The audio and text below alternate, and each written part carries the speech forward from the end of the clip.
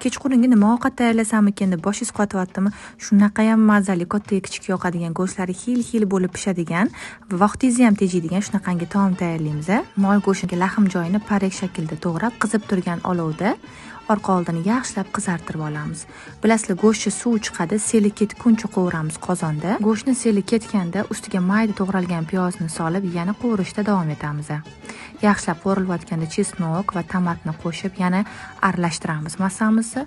Endi ustidan un solamiz. Unimizni ham yaxshilab aralashtirib, go'shtimiz kuyib ketmasdan oldin 1 litrcha suv solamiz. 2 dona lavroviy list solib, o'rta olovda qaynatishni boshlaymiz. Undan oldin tuz va murchni ham solishni unutmang.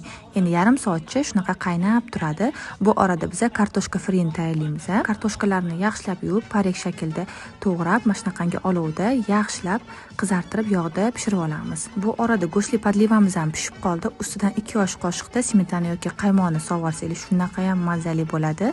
Bu ham sizlarga bitta life hack, go'shtni yana ham ta'mini zo'r qilib beradi. Kartoshka frimizni ustidan pishirib qo'ygan podlivalarimizni quyamiz.